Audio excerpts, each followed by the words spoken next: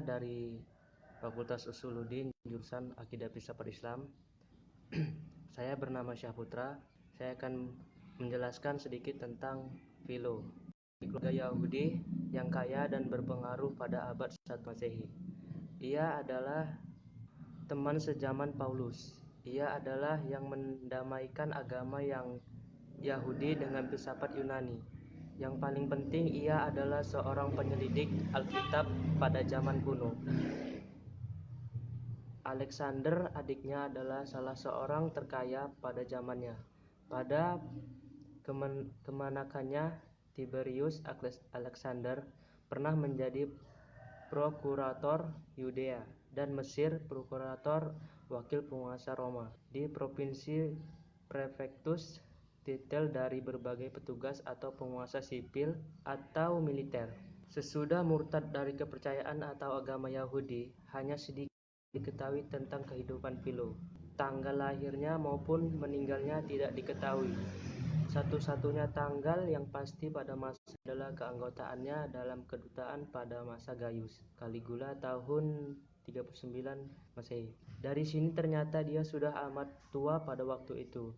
Kira-kira ia mencapai umur 70 tahun dan berdasarkan dugaan waktunya tahun 20 Masehi sampai tahun 45 Masehi. Waktu kecilnya ia mendapat agama dan setelah besar menjadi pendeta Yahudi. Dari tulisan-tulisannya dapat disimpulkan bahwa sebagai pemimpin masyarakat Yahudi, kebanyakan dari usia digunakannya untuk kepentingan umum. Tapi berkat bawaannya hidup berpikir mengejar filsafat, dan menurut pernyataannya, untuk itulah digunakannya masa mudanya. Pemikiran Philo. Sumbangan Philo yang terbesar menurut para peneliti paling baru ialah bahwa ia memakai filsafat dalam cara ini untuk memberi dasar pikiran.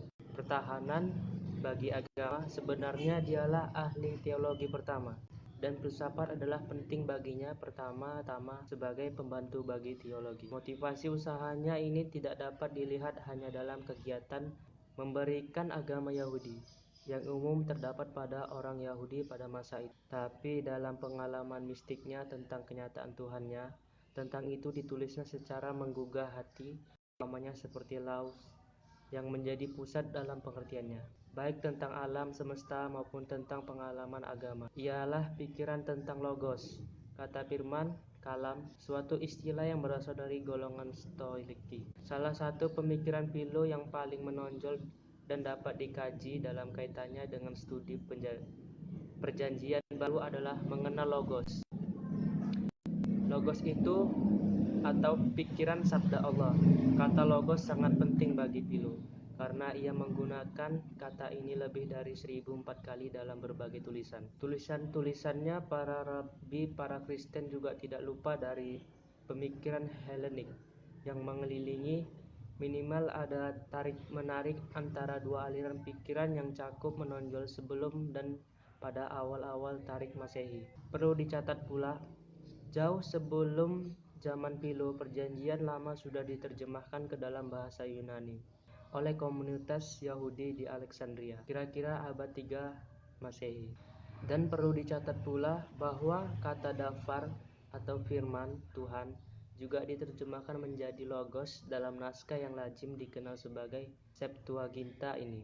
Selain itu, ia juga berargumen tentang asal-usul dan konstitusi dunia dengan mengungkap kekuasaan ilahi tertinggi adalah kekuasaan yang diasosiasikan dengan ciptaan dan kekuasaan raja, dan karena itu dihubungkan dengan gelar Tuan atau Lord, karena berdasarkan kapasitas untuk menjalankan kekuasaan tersebut, Tuhan mengatur semua yang maujud dengan adil. Dia mampu mengatur dunia dengan adil sendirian saja karena dia adalah penciptanya dan menciptakan ketertiban dan kekacauan. Oleh karena itu, Tuhan begitu tinggi kedudukannya, perlulah adalah makhluk perantara yang menghubungkan Tuhan dengan alam. Yang terutama makhluk yang terdekat dengan Tuhan yang meliputi semua selain Tuhan, selain Logos. Logos adalah sumber dari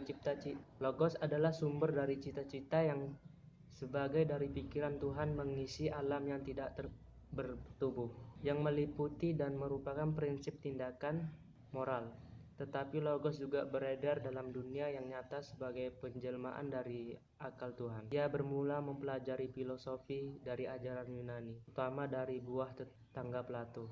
Pada umur 28 tahun, terasa olehnya bahwa ia mempunyai bawaan untuk menjadi seorang filosof. Pikiran Philo gagasan ini digabungkan dengan pikiran Plato tentang dunia yang bersifat sempurna dan menandai cara bagaimana Allah yang di luar alam itu menciptakan dan memelihara dunia ini, dan juga menyatakan dirinya kepada ciptaannya. Musa dilukiskan sebagai contoh dari logos yang membimbing manusia kepada pengetahuan tentang Allah. Bapak-bapak leluhur sebagai teladan dari orang-orang yang membebaskan dirinya dari belenggu harta benda duniawi dan yang sesudah dipersatukan dengan nikmat ilahi. Perbuatan hukum menurut Philo adalah hukum yang hidup selama ia melaksanakan fungsi utama dari hukum, yaitu memerintahkan apa yang benar dan melarang apa yang salah. Dosa adalah hukum yang hidup dan rasional jauh sebelum ia menjadi legislator. Menurut Philo, ia adalah pembuat hukum terbaik sepanjang sejarah. Hukum tertulisnya adalah salinan yang ditanamkan dari model yang ditanamkan di dalam jiwa, yaitu logos ilahi yang tercetak di jiwanya. Merupakan penciptaan model dari manusia. Pikiran Philo, hanya melalui logoslah Allah dapat memasuki dunia fenomenal yang berada dalam jangkauan manusia. Jelas-jelas dilatar belakangi oleh pikiran Plato bahwa Allah atau Theos berada dalam dunia yang tunggal dan tetap, tidak mungkin menyepuh, atau dunia manusia yang majemuk dan berubah-ubah. Itulah sebabnya diperlukan logos untuk menjabatani antara keduanya. Meskipun demikian, bagaimana juga Philo adalah seorang Yahudi yang sekuat tenaga ingin memahami logos dalam iman Yahudi. Meskipun untuk usahanya itu ia tidak selalu berhasil. Yang D itu karya-karya Philo. Dia menulis sekitar 57 buku yang diantaranya adalah The Act of Pilatus. Dalam buku ini, jika dia ingin memasukkan suatu tentang Yesus, maka kita akan menemukan banyak hal, namun dan tidak menyebut Yesus sama sekali. Edisi karya-karya Philo yang paling baik ialah ke-6 jilid oleh L. Kahn dan P. Wendiland, diterbitkan tahun 1896 sampai 1914 dengan jilid ke-7 tentang indeks.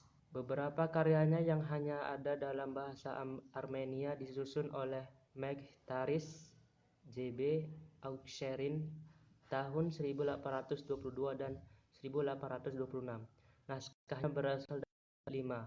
Ada juga naskah Latin kuno dari Philo yang mempunyai suatu nilai dalam memperbaiki naskahnya. Terjemahan paling akhir dari semua karya Philo yang ada baik Yunani maupun Armenia ialah terjemahan yang ada di Loe Classical Library oleh Colson, G. H. Whitaker, dan R. Marcus, atau 10 jilid ditambah 2 jilid pelengkap 1929 sampai 1962. Karya perdananya adalah mengenai pokok-pokok filsafat. Hanya di situ tidak banyak nampak keaslian pikirannya, namun menyajikan sumber bahan yang berharga untuk penelitian filsafat Yunani yang kurang dikenal.